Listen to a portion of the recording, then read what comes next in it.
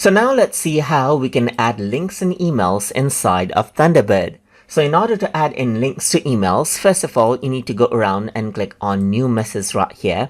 And then what you need to do is you need to go ahead and then, let's say for example, add in a sample text right here, just like this.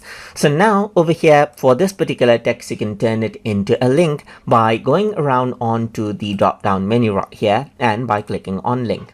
So once you go ahead and do that, you can choose a link location. So it can be a specific location on your folder or your drive as well, but this wouldn't actually go around and create a clickable link for the receiver because this is located on my particular drive.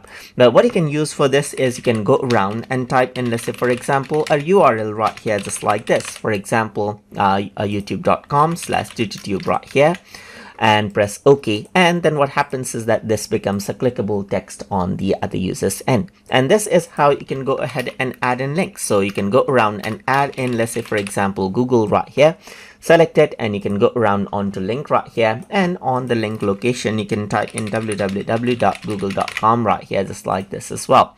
You can also go ahead right here and then click on, let's say, the picture right here, click on link right here, and then let's say for example click on sample, and then just type in www.sample.com right here, just like this, and press OK. And you can see that this is how you can insert out the text. And just like with any other text, you can format it, you can underline it and so forth right here, change around the color as you like as well. But what you can but it is clickable, and the users will be able to interact with it and access the links stored in it. And that is how you can go ahead and add in links and emails inside of Thunderbird. So hope you guys learned something as always, and as always, please like, comment, share and subscribe.